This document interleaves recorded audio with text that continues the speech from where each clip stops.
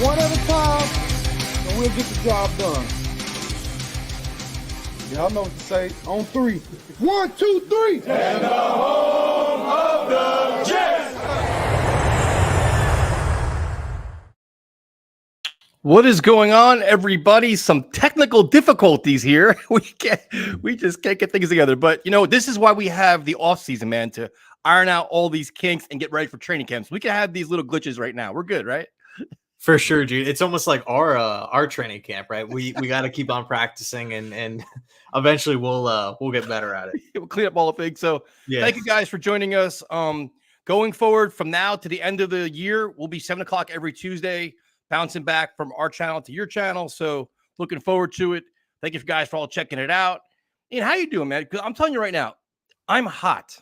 Right now in New Jersey, it's been 100 degrees like every day. I'm melting over here. How are you doing?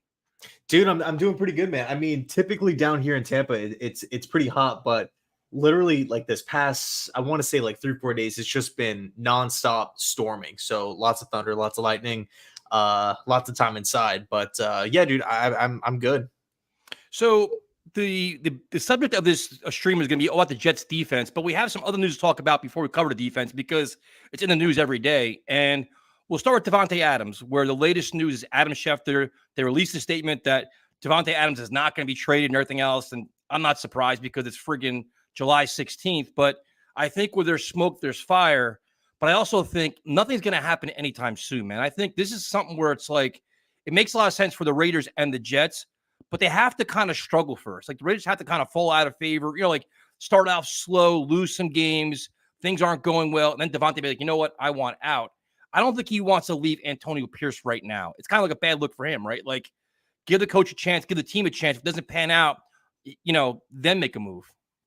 Yeah, dude. Like another thing too is like there was that show, Wide Receiver on Netflix, and everybody was pointing at the video clip of Davante Adams being frustrated with Jimmy Garoppolo's ball placement and whatnot.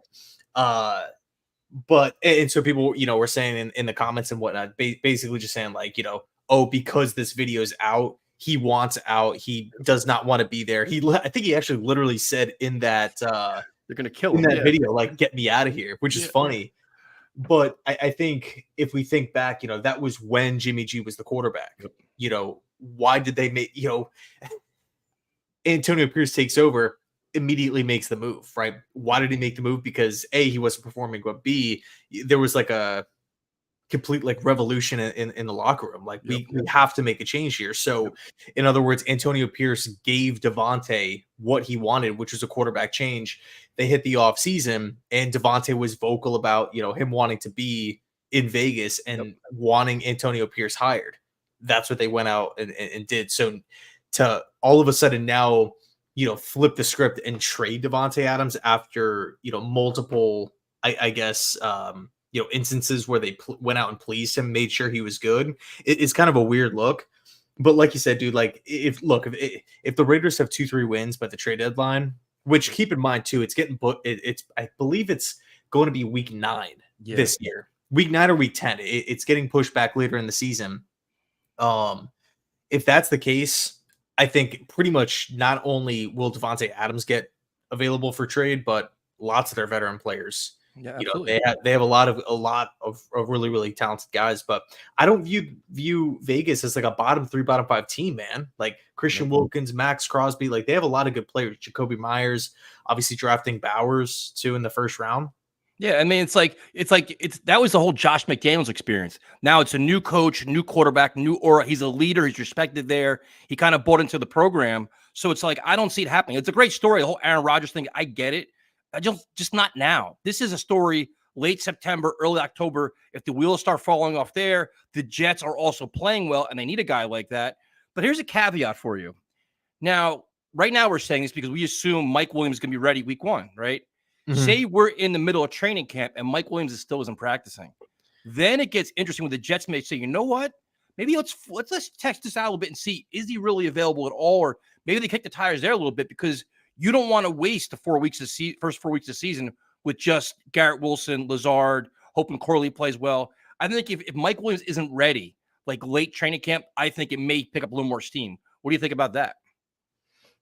I mean, I think it makes total sense from the Jets' perspective, but I really don't think it changes how the Raiders feel about the situation. Yeah, that's the Right? problem. Like the Raiders, if they don't want to trade him, they don't want to trade him. Whether Mike Williams is 100% healthy or, not healthy at all. I think if that's the case, though, if Mike Williams is just banged up, he's, not practicing, or it's like 1 or 2 practices per week, then I could maybe see like a Brandon Aiyuk situation. But, and I know we're going to dive into that whole thing.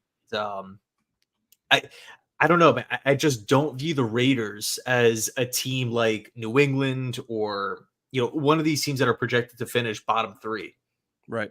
And I think they're gunning for really the division. Like, they had some awesome wins to end the season. I mean, they beat us last season. They added veterans. They had a great draft, in my opinion. Again, Powers Johnson in round 2, which I thought was a steal. It really just comes down to the quarterback position, which is Gardner Minshew or Aiden O'Connell. So yeah, we'll see. And I like Minshew too. I think they could rally around him and be a feisty, competitive team, which will keep things interesting. They're going to obviously feed Devontae Adams the ball. He's going to get his touches and get his yards. So it's interesting. So it makes sense for the Jets, not so much the Raiders. Now what gets interesting is the whole Brandon Aiyuk thing, where he's only 26 years old, end of his rookie contract. He's asked to be traded, which is no surprise. He wants to get paid. The 49ers can't pay him. So the first thing is, would you make the move? Making the move for the Jets kind of makes sense. But here's the problem I have. Once you trade for him, first of all, it's a compensation. You got to pay him, dude. And you got to pay him huge money when you have Garrett Wilson sitting on your roster as well. Be like, all right, you're going to pay him that? Then I want this. And you also got to pay Sauce and Jermaine Johnson and Breece Hall. And you got to pay Hassan Reddick, who we're going to talk about in a little while. Where is the money going to come from? Like, love the player, love the idea. I don't see how it fits with the Jets.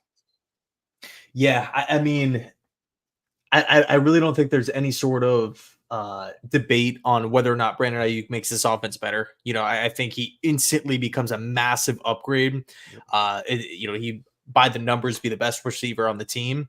But I think him and Garrett would actually be a really, really nice combo, which would then open up all the other guys. Especially like Corley and Gibson over the middle of the field. I really like the fit offensively. I think he fits what Hackett wants to do. Mm-hmm. But again, the compensation's one thing. We're already down a future pick for the Reddick trade. Yep. But I just can't get over the optics of it, right? The Jets just traded for a disgruntled player on an expiring contract who wants a new deal. And then they haven't given him an extension. Like, are they going to go through this entire thing again, give up more draft picks, get a guy and then not pay him again, or just give him the extension? And then what does that mean for Reddick? He's probably looking at the team like, what the hell? Why'd you guys even trade for me? You know what I mean?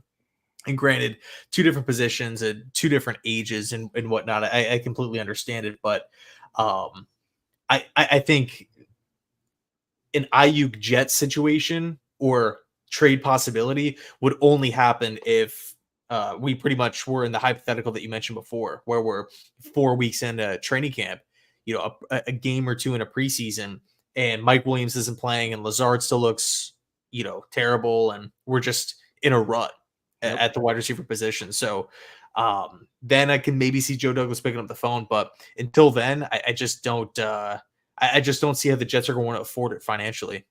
Yeah, Devontae Adams' money, there's an opt-out after this year, so they can get out of his contract after this year. So that's the one thing with him. Like, you could trade for him, but there's ways to work his contract, but still, he's still making, I think, $17.5 million this year. Like you said, the Aiyuk thing is like the player, like the fit, compensation plus the salary, dude. I just don't see it. I think it's just going to be a hard sell because you just have so many other guys to play, including a guy on defense that's going to be a problem in a matter of a week because he's holding out. So before we go into the defense, there's a little story today, which I was waiting for the story to come out because it's a matter of time with Arthur Smith. The Jets talked to him about potentially joining their staff. They don't want to say what role it was, but obviously to help with the play calling. He turned it down. And are you even surprised? Because I would turn it down too. How many chefs do you want in the kitchen, dude? You want to be like, you have Aaron Rodgers, you have Hackett, his best buddy. Do you want to come in and have like 3 guys trying to figure out what play to call and call it? And then, trying to figure out roles and responsibilities. So I don't blame him for not taking it, but I find it interesting that name's finally getting out and seeing how showing how serious the Jets were about trying to make a change. Yeah, dude, for real. I mean, I think first off, like if you put yourself in Arthur Smith's shoes, it's either take over the Pittsburgh Steelers offense, which was a playoff team a year ago. They're going to upgrade at the quarterback position. At the time of bringing in Arthur Smith, they were going from Pickett to a question mark. It ultimately was Justin Fields and Russell Wilson. But I mean, it's again, the Steelers are well ran. They have a head coach in Mike Tomlin who's been there, done that. You know, he can manage the team. He is a great CEO style of head coach. So you're looking at that situation, whether it's Arthur Smith or not. You're an up and coming offensive mind. You're a guy that just got fired, whatever. Pittsburgh's coordinator positions are always super desirable. Yeah. You know, so if you're Arthur Smith, do you want something like that, or do you want to be like a co-OC with Nathaniel Hackett and tie yourself to a regime with a ton of pressure on them to succeed immediately? I think if Arthur Smith wanted to, you know, maybe position himself to, I mean, it's so tough. Like, to me, and on it, like, this is just me kind of just putting my Jet fandom aside. Like, if I was in Arthur Smith's shoes, I just feel like the Pittsburgh Steelers job is just so much more appealing, right? It's his offense, his show. He's going to be calling the plays. Again, more success last season, and you have a head coach that doesn't really have a ton of pressure on them with a track record of winning. Whereas with the Jets, it's like, who's really going to be the boss, Hackett or Smith? You know, do you want to tie yourself to these guys, Saleh and co? Yeah, 100%, dude. There's a lot more stability in Pittsburgh. You're going there, and you could be there for the next 2-3 years because Mike Tomlin's going to be there. You don't know who's going to be here next year. It's going to be Saleh. It's going to be Hackett. It's going to be Rodgers. You have no idea what's going to happen next year based on what happens this year. And then you have to deal with the whole Rodgers thing as well. So I don't blame him at all. I just find it interesting that these stories are finally getting out because we've heard all about them. Now it's like, all right, the Jets were legit, and Aaron Rodgers knew about it. So I think it's going to put a lot of pressure on Hackett to clean up their act, get the play calling together, because this team's a quarterback away or an offensive way that can score 20 points a week making the playoffs. So interesting things there. That's like kind of news and notes. And then the last thing is the Hassan Reddick thing, which you know is going to be a much bigger story next week as training camp approaches, is he held out all the OTAs, didn't go to mandatory minicamp. He has no guaranteed money. And you talked about it earlier where he came here, when the Jets traded for him, they knew he wanted a new contract. That was a problem in Philadelphia. You inherited it here. I'm surprised nothing's been done now. But to me, an easy fix is give him some guaranteed money. You want to give him a 1-year extension, it's fine, but just guarantee some of the money, kind of lighten the load with, you know, some of his like insurance, and then see what happens. But do you see this dragging into the first day of camp where he's not going to be here? Yeah. Yep. You do. I do. Come on, man. Bro, if you are Hassan Reddick and a team just trades for you, you have no allegiance to them, you have no guaranteed money, you want a new deal, and they haven't given you any sort of reassurance, why would you dude, if Hassan Reddick shows up and tears his ACL or gets hurt or has the season-ending injury, he's guaranteed no money. So what's the I mean, it's already gone this far. You know what I mean? With minicamp, mandatory minicamp, he's already had the fines and everything, all the negative press. You know, I could see the Jets. First off, I could see Reddick maybe skipping a couple days, and then the Jets saying, all right, we got to get this thing done. And then they come to a decision, whether it's a 1-year deal or 1-year extension, or they mess with the money and essentially guarantee Reddick a ton this year out of that 15 mil. So at least he shows up and is actually making money. And see, and that would piss me off, to be honest with you, because when you traded for him, you know this. Joe Douglas knows the situation that he inherited. And I have a hard time believing when you traded for him, he's like, yeah, you know what? I'm going to play my current contract. I don't need a new one. There's no way in living hell he said that. There's no way, dude. He wouldn't do that. He's unhappy in Philly, but he's going to play in New Jersey and be happy for the same exact contract. So the Jets inherited that. They had to promise him something or offer him something. So if it gets to the point where nothing can be done to the training camp, he's holding out as a distraction, then you worry about all these other things, I'm going to be annoyed. Like, this is your win now year. You want to go out and get trade for Devontae Adams? Great. Trade for Aiyuk? Good. Get Reddick done. He's a big piece of this puzzle. You got rid of Huff. You got rid of John Franklin Myers. He's a big piece of your puzzle on defense. It has to be here day one to learn the defense. He hasn't been here, dude. He hasn't been here all of camp. He doesn't know who his teammates are. You know what I mean? Like, yeah, so dude. We cut haven't the nonsense out and get something done. We haven't even seen him in a Jet uniform, bro. Like, he hasn't even had one practice. Nope. So, but don't you blame the Jets a little bit? I always tend to side on the players on this because you just know that they were clear about what you wanted. Like, you know what Reddick wanted before he came here. He's in the last year of his contract. He's earned a big payday. Pass rushers always get paid. No guaranteed money. The writing's on the wall. And the Jets have it. Everybody, they only have $6 million in cap space. You can find ways to pay this dude. There's many ways to do it. Teams all across the NFL do it. So find a way to get it done. You know what's so weird? It's like I really don't understand how the Jets are still in such a bad position. I mean, $6 million to $6 million in cap space, but it's like we had the $30 million jump with the cap going up. So that's already one bit of relief. Yep. We traded Zach Wilson and cleared some of his salary, which is something that I did not think was going to happen. We traded JFM and got a bad deal on that front. So we cleared more money there. Allowed Bryce Huff to walk. So, that's just another contract that we didn't bring back. All of our core outside of Quinnen and Quincy Williams are on the rookie deals with Brees, with Garrett, with Gardner, Michael Carter, DJ Reed. How are we in this position where, we're pressed up against the cap? You know what I mean? It's weird to think about. Yeah, and you think of too, it's like if you are that pressed, then you know what? Restructure DJ Reed, give him extend his contract out, or work something out with Concom. There's ways to do it. I mean, Mosley took a pay cut. Remember that? Yep. Right. There has to be money somewhere. So I don't want to hear about the money because there's got to be a way to get this done. I don't want the distraction. I don't want the problem because he's a huge part of his defense, man. Like you let Huff go, we all love Jermaine Johnson. We're going to talk about all the pass rushers and Will McDonald, big year too, but he is your legit go-to guy that's going to be like a game closer for you. A disruptor that I don't want to see, because my concern is situations like this. If he holds out for a week of camp or 2 weeks of camp, then you worry about, is he in football shape? You worry about, it's always like a hamstring injury, a quad injury. Then he's banged up. He's not full speed. I don't want to deal with any of that, dude. I want to avoid all these potential problems.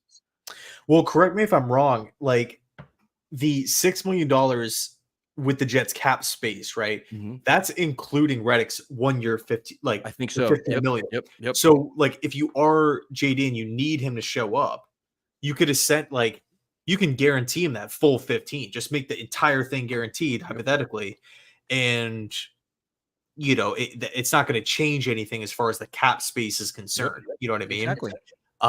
So that's the point is there's a bunch of different pathways that Douglas can go down here to figure it out. But what blows my mind is like you would think that they would have already had a plan in place. And if it gets to the point where Reddick is actually missing training camp days, forget minicamp, forget mandatory minicamp, all that stuff. If he's now missing training camp days and it comes out a week later that we're going to give him the extension, why wasn't the extension done earlier? If that was, ultimately the end goal and the Jets were going to give him the extension anyway, because now it's like, oh, we missed a whole week of training camp on top of missing the whole OTA process as well. But that's just kind of diving into the rabbit hole of what ifs. Who knows, dude? Maybe news breaks tomorrow, No, but dude, when this trade first happened, we were talking about it. Like, all right, you know what? They traded for him. We both assumed like a deal will get done soon. We'll see what the numbers are, and then we'll deal. We both kind of assumed it within the next couple of weeks, like, no big deal. And it's like, all right, not gonna happen. Right? It's like the most the common sense thing we thought was going to happen didn't happen, right? I kind of assumed like no big deal. Here's another thing too, right? Another player is still not signed with this Jets team. Do you know who it is? Yep. Yeah, Corley. So you got to imagine, man, that his deal gets done, I would assume this week. It's at some point, dude. It's so odd. Like because it's like where he's at. We had a bunch of comments in the chat about it too. Somebody had a comment. Where is it? Because it's like his number's slotted. There's nothing that's right. It's like no surprise. It was a guaranteed money for what? I don't know. What is he looking for? I think it has to do with like something to do with like the back end of the contract, signing bonuses, stuff like that. I don't think it's like total money. I don't think Corley's saying like, oh, I want 50 mil. Like you can't do that. Like the money is slotted, but I think it's not a question of, again, how much, how little. It's how that money's distributed. Fair enough. So last week we talked about the offense. We got a lot of criticism, man. I got ripped to shreds for we weren't being negative. We're just pointing out our areas of concern because, like inexperience at wide receiver and running back and some different things. And people attacked us. This week is going to be all positive because it's easily a strength of the team. Arguably one of the best defenses in football, the Jets defense. So go down the position groups and see what we like, what we don't like, concerns. And you start with the defensive line. They lost John Franklin Myers, which we talked about. They lost Woods. They lost Jefferson. They lost Huff. But they brought in Kinlaw. They brought in Reddick. I think if Reddick is healthy and in camp and everything's full speed ahead, I think they're going to be ferocious, dude. You have some concerns about the run defense a little bit there because I think offenses are going to attack the run defense first, but their pass rush should be insane, man. Yeah, and Fotu's another guy that they brought in from Arizona who, and say what you want about Saleh, whether you love the guy, hate him, whatever, you're bought in or you're out. The one thing that he does, man, is develop defensive linemen. Like you kind of feel like whether it's a draft pick, whether it's a random veteran, they always develop, they always produce. I mean, Quentin Jefferson, best season of his career, the 1 year with the Jets. Quentin Williams, best season of his career. Right, the only player, and we've talked about this, the only defensive lineman, to my knowledge, that hasn't really worked out is Carl Lawson, but injuries had a big part of that, so I'm excited, man. Solomon Thomas is like now a steady, solid rotational piece. Jermaine Johnson obviously took a big leap from year 1 to year 2. I can't wait to see what this defensive line looks like. It's a bunch of new faces, but I think the upside, I think we're really trading like veteran experience going from, Al Woods and Quentin Jefferson and JFM to younger guys with high upsides, like untapped potential. Yeah. Because look, if Kinlaw lives up to, being a top 15 pick where he was slotted, I mean, we're talking about a top 3 defensive line of football. No, I agree. I think there's 2 guys I'm really curious about. It's Will McDonald, year 2, which having Reddick helps him a lot. He's not like, without Reddick, you're like, oh my God, this guy's got to get 10 sacks. There's a lot of pressure on him. He can still learn on a fly. I mean, to expect the same jump as Jermaine Johnson's asking a lot. It could happen, but he can still do very well. The other guy is Michael Clemens, who fan favorite. Everybody loves him. In terms of productivity, he still has a way to go. And he's kind of reaching that point where it's like, all right, it's kind of make or break time for him, right? Because he could be a guy, for talking about guys that could be a camp casualty. He may be one of them, man. Don't you think? Because there's a lot of competition, a lot of talent. Clemens is versatile, but he's got to take a big step, I think. See, the only way I see Clemens getting cut is if you have one of these undrafted free agents, supersede him on the depth chart, right? I think that's really the only way, because we know how much these guys like to, and by these guys, I'm talking Ulbrich and Saleh, how much they like to rotate guys in and out. Right. So, I mean, they're already down so many different bodies on the defensive line. There's so many new faces coming in. I don't know if they want to, hack that room up and subtract yet another defensive lineman, because at that point we would have, I think it would be 5 losses. It would be JFM, Jefferson, Woods, Bryce Huff, and then Clemens here. So, I mean, that's I don't know. That's a bit dicey for me, but I'm with you. It's definitely like a put up or shut up here for Clemens. So, what are your expectations for Will McDonald? I'm excited. I think the whole Reddick thing is interesting. That kind of throws a wrench in it.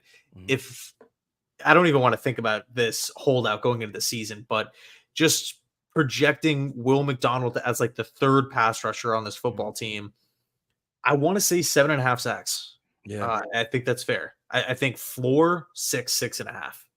Yeah, I agree. I think in the last couple of years, they had to play perfect, where they had to, they couldn't take a lot of chances. If you're playing with a lead, even a big lead, a 10-point lead, you could be a lot more aggressive. Get after the quarterback in the fourth quarter, smack him around, get your turnovers, get your sacks. Like, I think they're gonna have some pretty gaudy stats as long as they keep playing winning football. This defense can get after. They've never had a chance to really be like this, because they're always worried about, can the offense score more than 10 points? You know what I mean? Like, they score 14, you're like, oh, that's our quarter for the week. So you can do a lot more. And I think you may be able to see more from Ulbrich now too, where they actually maybe open up their defense a little bit, which is going to be exciting. So the defensive line's obviously a strength. When you go to linebacker position, Quincy Williams, all pro, CJ Mosley still playing at a very high level. What's your thought? And Sherwood's getting better slowly but surely. What are your thoughts on the linebackers? I like him. I mean, I think I guess arguably you could always be a little bit better at every position, but just realistically speaking, you can't go down the list and just say A+, A+, A+, A+. It just doesn't happen. You can talk about the Chiefs roster. They have holes, at numerous positions here. Yep. And they're back-to-back Super Bowl winning champions. So no team is ever perfect, but man, to look at our defensive line and then scan the linebacking group, I mean, we have experience, we have leaders, we have guys that fly around the football field, we have intelligence, right? That high defensive IQ. And then I also think that Quincy Williams is kind of the heartbeat of the defense, the engine, if you will. So I love the linebacking core. No, I do too, man. Like you just want to see CJ Mosley win, man. I think all he's given his heart and soul to this team, and like he deserves like that playoff run to win the AFC East, and like to see this defense flourish like they could have been the last couple of years, but they had no offense. So you look at offensive line, defensive line, you feel comfortable. Linebackers, you feel comfortable. The secondary with the corners, I mean, you got to be doing cartwheels because you have Sauce Gardner, who's one of the best in football. DJ Reed is a Pro Bowler in itself. Michael Carter, second. Very good player who I wish would get extended now. Like, let's not wait till the end of the season, get a contract done now. But you have 3 great corners that can benefit from a pass rush. Well, you don't even have to blitz. Can you imagine like the opportunities they're going to get if they can just stay in coverage and watch these guys get after it? Like Sauce can have a big year in interceptions, I think, or even Reed based on what the pass rush could be. Dude, I really don't want this to come across as like a homer, but the Jets cornerback room is the best in football. It's my opinion, but I mean, talk about talent. I mean, talk about having one of the best slot corners in football, 2 of the best boundary corners in football. DJ Reed, you know, his not necessarily leadership, but just his, I guess, maybe skills as a teammate, hyping up the other guys, saying, okay, you know what, I'm cool being the CB2 here, and not, you know, causing becoming a headache or a problem. Gardner's obviously, you know, top 5. So I just don't think you can realistically get much better, man. Like, even, I mean, I know Revis is a all-time Hall of Famer, right? Cromartie, one of my favorite players ever, if not my I'd probably say my favorite defensive player on the Jets of all time, actually. Cromartie? Yeah, Cromartie. Really? Yeah, dude. Yeah. So when he came over from San Diego, I just loved what that did for the defense, because you kind of felt like the season prior, Peyton Manning was just picking on the opposite corner, like in that playoff game. I think it was Dwight Lowry at the time. And it just kind of felt like that's the leak of the defense, right? But then you bring in Cromartie. I loved how aggressive the Jets were as well that offseason, right? Bringing in all these vets. I think it was like Jason Taylor, LT. Yep.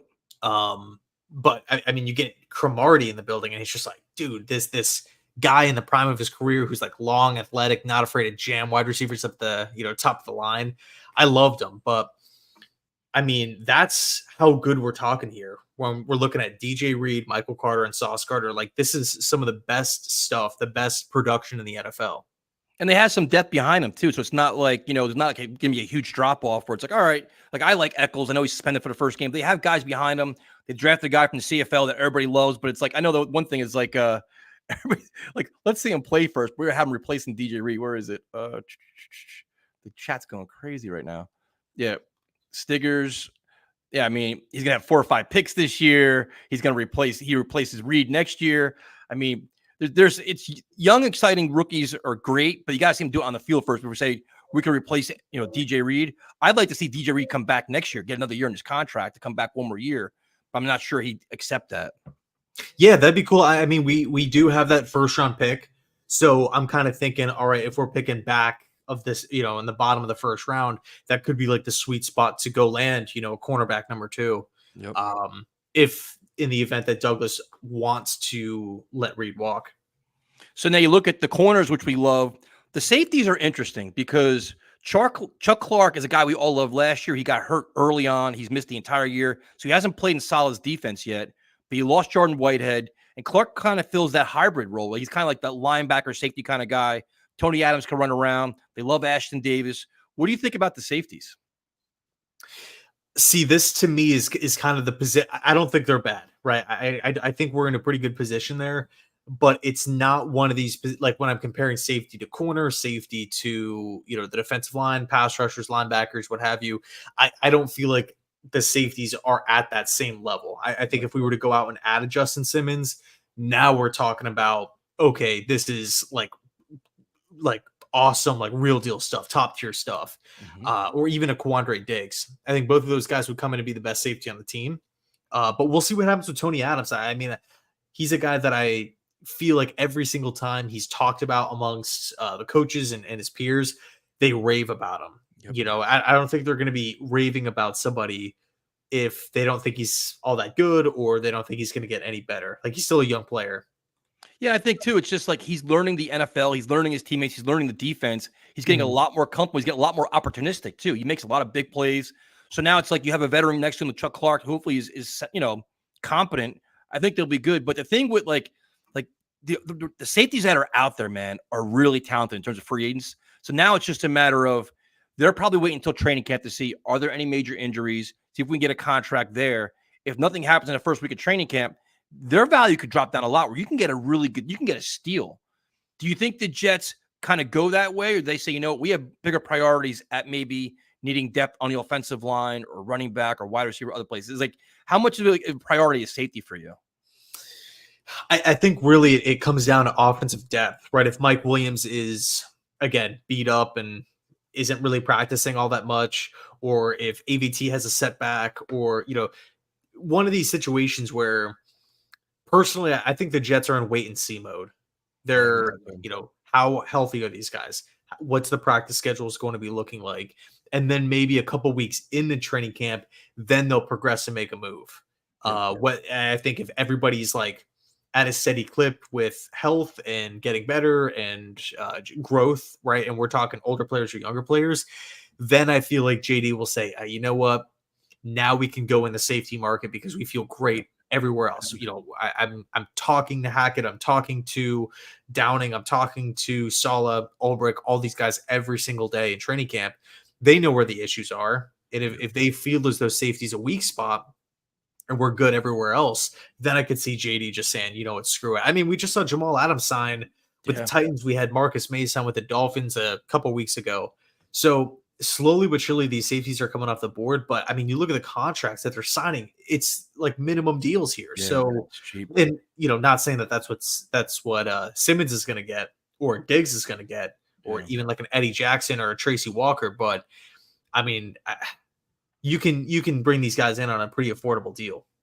All right, so we got Gangrene Goliath. Thank you, bro. Definitely appreciate that. Hennessy Heisman. I can go for some Hennessy right now. Who leads the team in sacks? Who's second and third? Good question. I'm gonna say Reddick is first. I'm gonna say Quinnen is second. I'm gonna say Jermaine is third. Yeah, I'll say that's a good question. I'd say Reddick as well. Jermaine second. I'd probably say Quinnen's third. But how many sacks do you think for Quinnen? Like, what numbers are you putting on these guys? Assuming everybody's healthy, assuming Reddick, whatever, is there from the beginning, and there's no weird like ill will or any sort of friction there, I'm going to say Quinnen Williams snags 7 sacks. I think we have enough talent around Quinnen to where you can't just double team him. You can't just run away from Quinnen all the time. Jermaine, I'll probably say somewhere similar, 7, 6. I'd probably say 7.5 for Quinnen, 7 for Jermaine. Reddick, I'm thinking like 12.5. Yeah, I'm gonna go I'm in the same boat. I think a 12 for Reddick. I think Jermaine's gonna get 10 and Quinnen around 8. Because the thing is, dude, it's like when you're throwing these numbers out, when like if you're throwing these numbers out for whoever any other team in football, it's a little bit different with the Jets because they rotate guys in and out, So that was one of the reasons why Huff wanted to leave because he wanted more opportunities, more time on the field. So, if you are a team that is just letting your star pass rushers just loose off the hook or off the leash, I mean, just all day, just attacking the quarterback, those numbers are probably going to be maybe higher than the players on the Jets, but maybe the efficiency ratings for the Jets players are going to be higher. Yeah, I'm counting on more like fourth quarter stats, like closing out games, just knocking the quarterback around. That's kind of I think they may pad their stats a little bit. Again, Hennessy Heisman. I'm hearing Quincy is working on his ball hawking skills. Who leads the team in interceptions? That's all Sauce is missing from his game. It's true. He drops a lot of them. Who leads the team in interceptions? I'm going to say, I'm going to say Michael Carter. Yeah. I think it's going to be really difficult for teams to throw on the boundary. I think teams are going to have to try to get the football out of their hand quick. And I think with the slot coverage over these past couple, really since Michael Carter has been drafted, it's been absolutely fantastic. I'm going to say DJ Reed. I think they're going to – Sauce is on another level, man. I think with teams, they're going to continue to go away from him. I think Reed and Carter both get a lot more chances than Sauce will, but Sauce does have to start catching them more though, because he drops a lot and that are frustrating. It drives you crazy. Yeah. So if you look at the defense, where is there a weakness that you're concerned about? We talked about the run defense a little bit. Is there an area? Is it like depth? Is it like a position group? Is it something that you're worried about this defense? I mean, again, realistically speaking, like putting myself in the shoes of just every other fan base, you really can't complain. Nope. But the perfectionists, like if you're Salah, if you're Ulbrich, and you understand how much pressure's on the, on everybody this season, you're probably saying to yourself, all right, well, if Tony Adams gets banged up a little bit, what's the plan at free safety? Nope. So I would say free safety probably we're a little thin at, assuming the Jets aren't, because we're not there at practice, right? We don't know how like Bernard Converse is doing, on a day-to-day basis. We don't know how Key will look, last pick in the draft from Alabama. We'll get some of these answers as time goes on, but again, I think let's just kind of play the hypothetical game. If news comes out tomorrow that the Jets are going to be signing one of the best corners in football, how much better does that make them? A little bit. Linebackers, same kind of deal. Pass rushers, same kind of deal. Defensive linemen, maybe a big run stuffer would really help, but I don't think anything compares to the Jets signing Justin Simmons. I think that would be the biggest impact move. No, I completely agree. 100% agree. That's like the missing piece for me, because that's just the uncertainty of Clark and just having that like legit leader playmaker back there to complement Tony Adams, I think would be awesome. And I have a lot of faith. Like I said, with Ulbrich, his hands have been kind of tied the last couple of years because it's like your offense wasn't producing. So now you have a lot more opportunities to show what you can really do and maximize your talent on defense and take more chances, which will be fun to watch. So it's just got to stay healthy, because you look at it the last couple of years, the offense has been decimated with injuries. The defense has stayed relatively healthy. I know they lost like Jefferson and Woods last year, but the defense has been kind of lucky with injuries. Yeah, totally. And it kind of also makes you question the coaching style of the practice habits, because it's like, why aren't these defensive players getting hurt? I mean, I know Jefferson and Woods got hurt last season, but compared to the offense, like on a year-to-year basis, you just kind of feel like it's always the offensive line that's getting banged up. I don't know. It's kind of strange. No, it is. Now, the Jets defense statistically was very good last year. Do you think, where do they rank this year? Are they going to be ranked higher this year? Are they a top 5 defense, top 3 defense? Top 3. You think top so? 3. I mean, again, realistically speaking, like they can rush the passer, they can affect the quarterback, they can obviously cover. They have high defensive IQ. They have veteran leaders. You have guys that really hype up the team. You have speed, which I think is super underrated. You got a guy in Chuck Clark coming back who does a great job of just wrapping up an open field. So I mean, top 3 for me. Yeah, I mean, I'm curious to see if their stats aren't as good as last year, but they have more turnovers and sacks.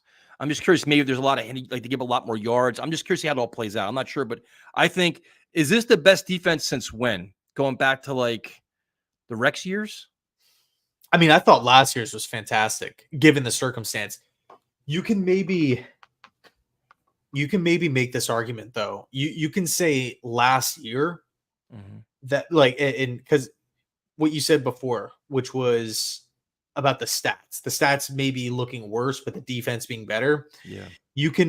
I remember talking to somebody in the season, somebody who covers the Eagles, and they said that there's a thought that the reason why the Jets statistically look so great on defense is because the opposing offense knows that they only really have to score 17 points. So they're not going to push the ball.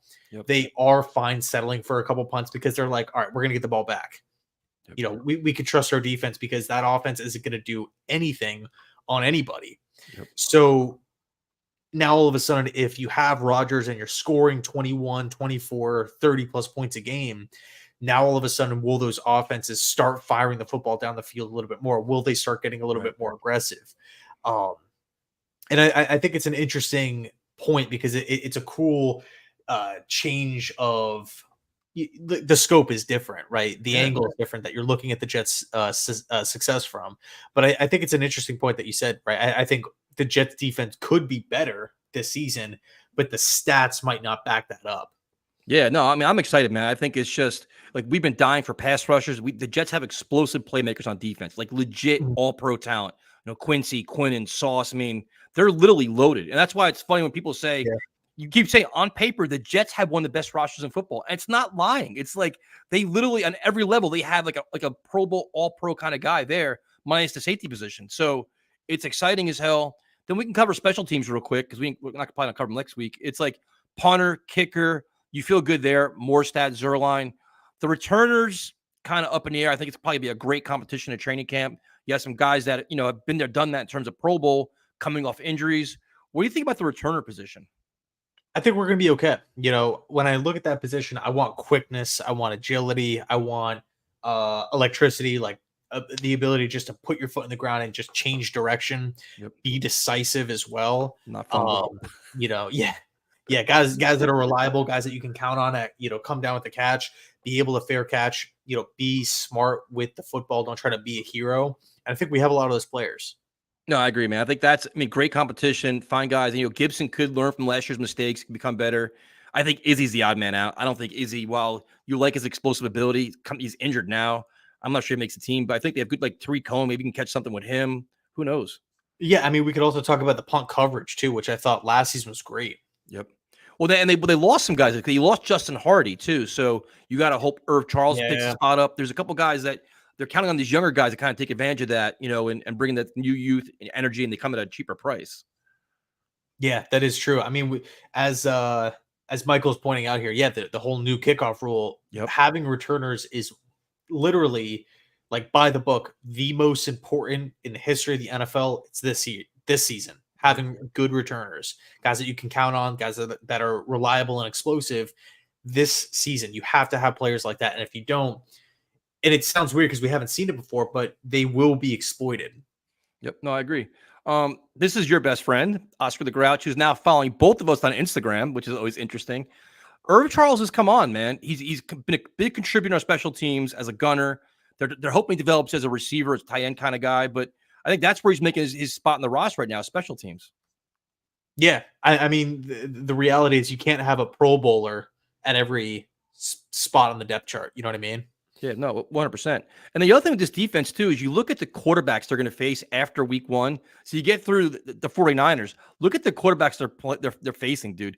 They could literally have a field day with some of these guys. Where Sam Darnold and Zach Wilson and all these. Dude, we could have just enjoy games for once. Dude, the schedule is going to be easier, man.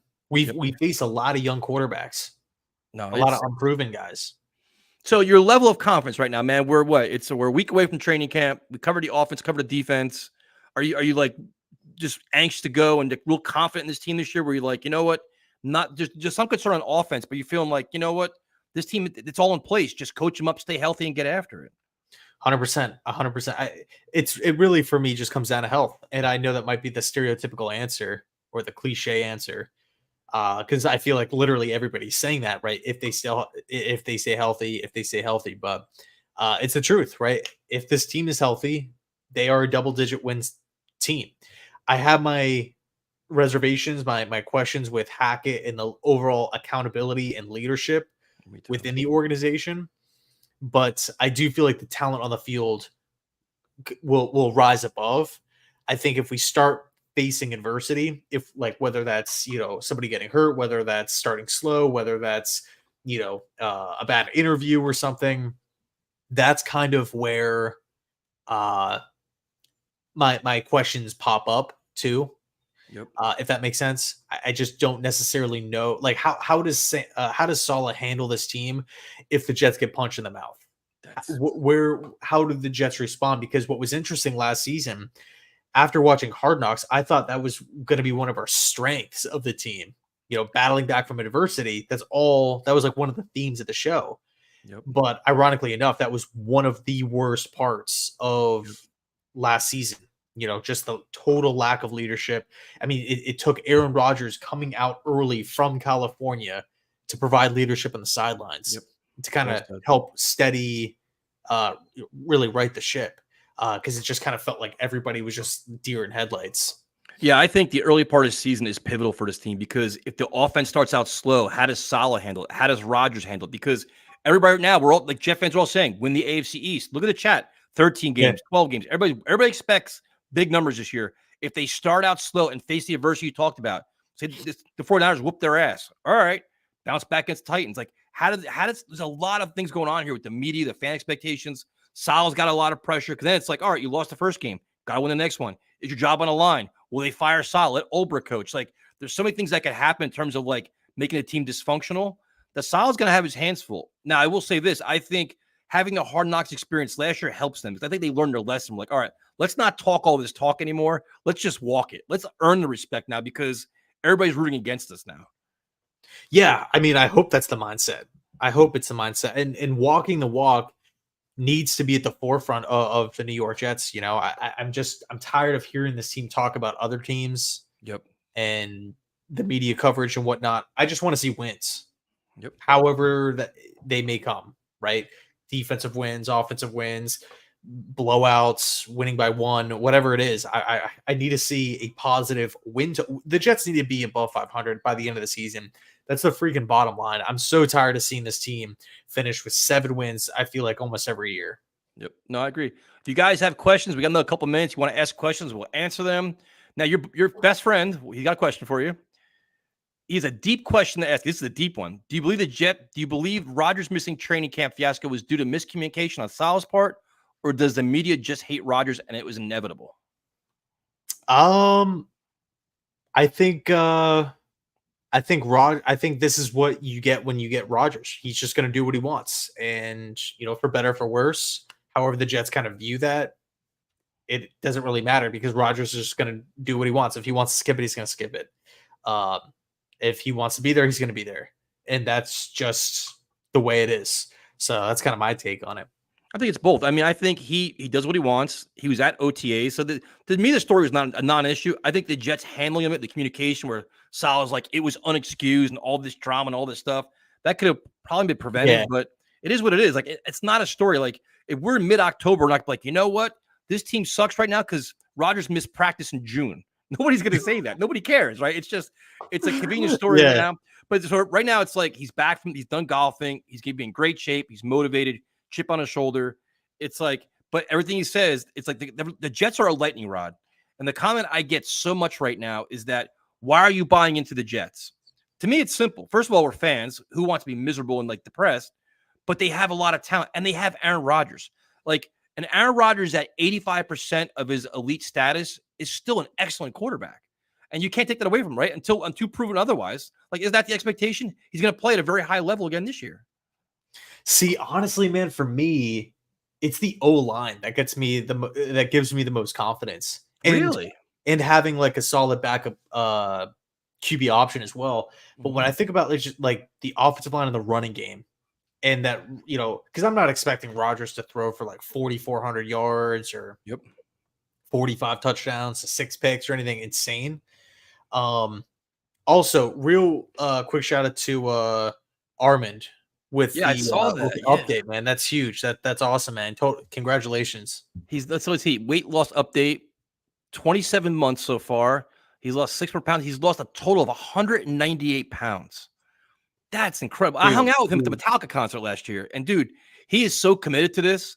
And that's impressive, man. Like, you should just be, that's inspiring as hell, man. That's incredible.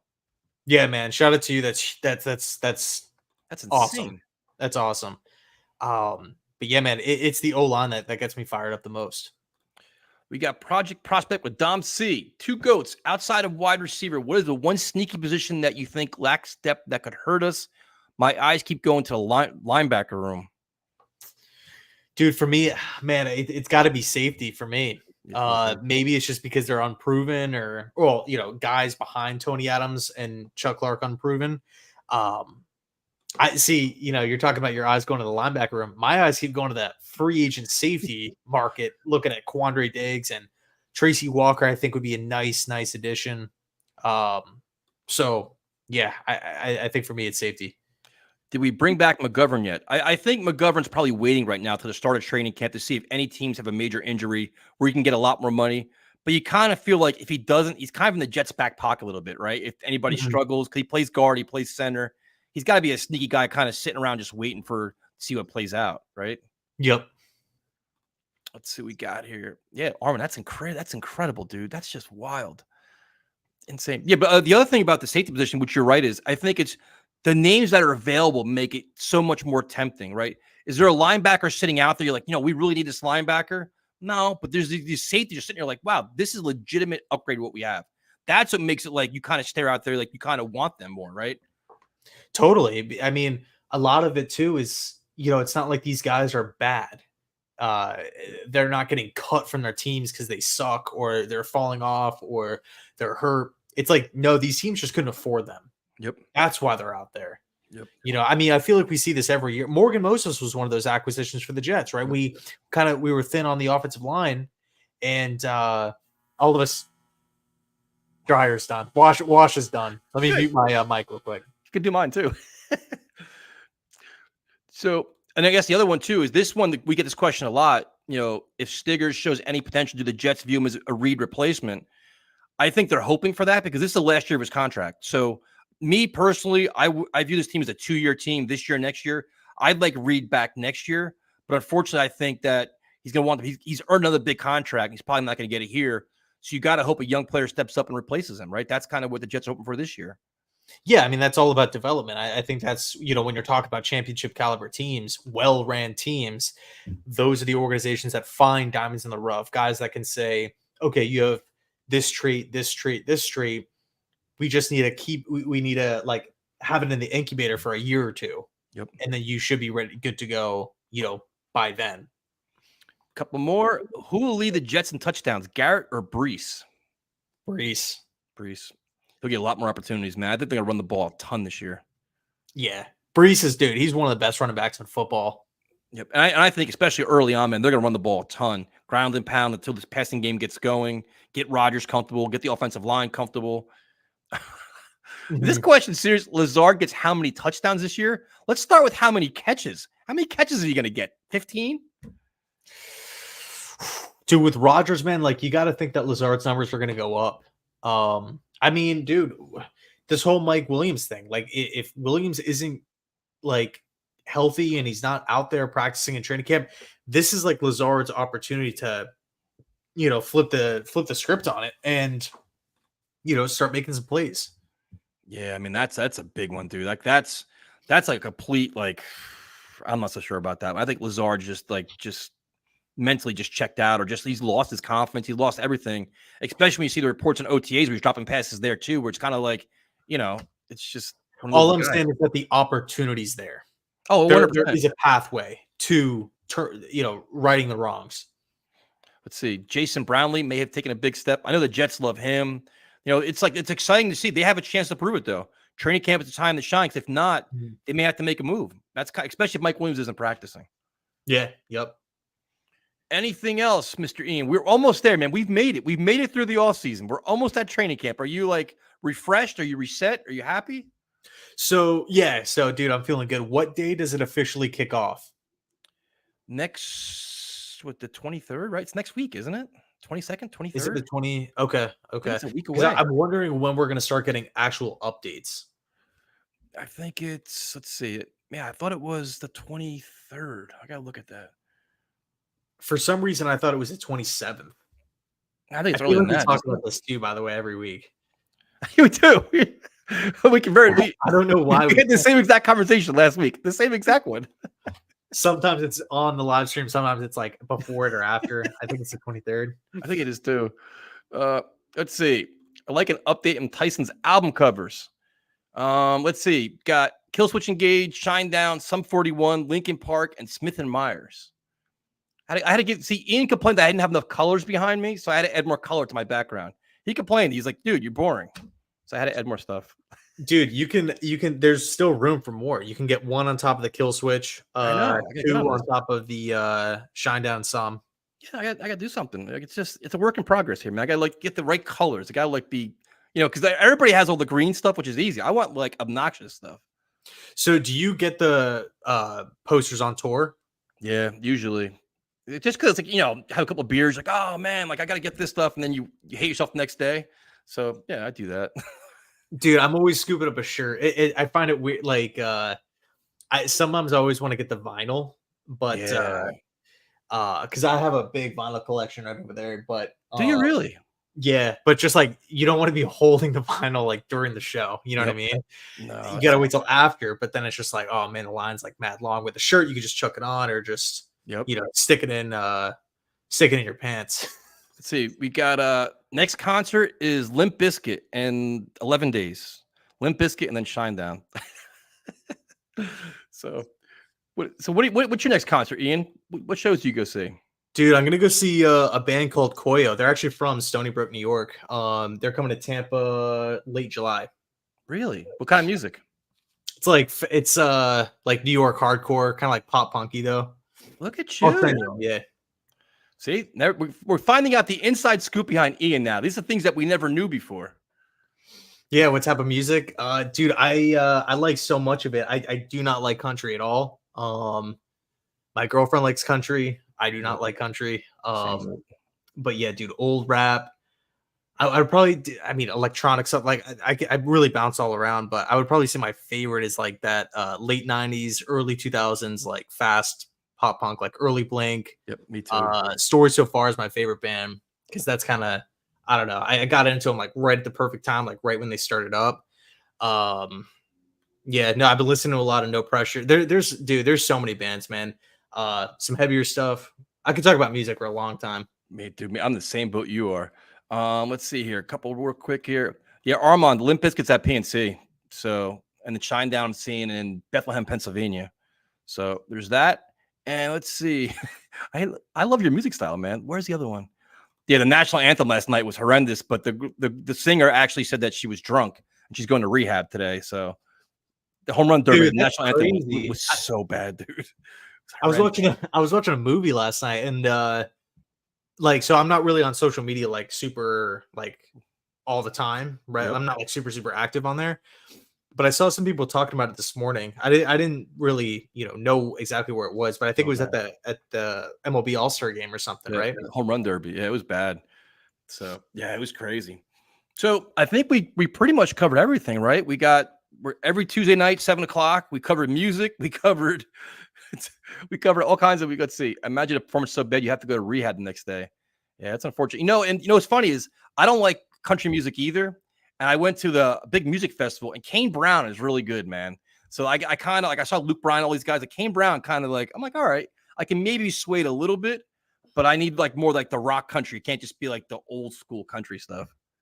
See, dude, if I had to pick a country, I guess maybe style it would have to be like old, like maybe more like folky type of stuff, as opposed to like the stuff that's on the radio where it's like more poppy. No disrespect to people that like country or the country artists, but it's just not really my thing. Are you going to any away games this year? I'll probably be going to Jets Dolphins, depending on the record. I'm down for that. In Miami, of course. All right. I think we hit almost an hour mark. We covered it all. So next week we'll be talking. Oh, what's this now? Taking shots at me now. Stop being a snob on country. I just said I like Kane Brown here. I'm open. I'm open minded, but I'm like Ian, man. I like hardcore, I like punk, I like rock. I like some like heavier stuff. So, but yeah. So as the season plays out, games we're going to, we'll make sure we tell everybody. So if they want to tailgate, whatever else, or meet up, we could do that. And any final, that'd be so much fun. Any final thoughts, man? I'm excited. I'm excited for the season. Cool. Me too. We will talk to everybody 7:00 next week on Tuesday. Have a good night. And again, you can do your exit. Me? You want me to do it? It's your channel, bro. Easy. As always, go Jets. All right. As always, go Jets. I appreciate it.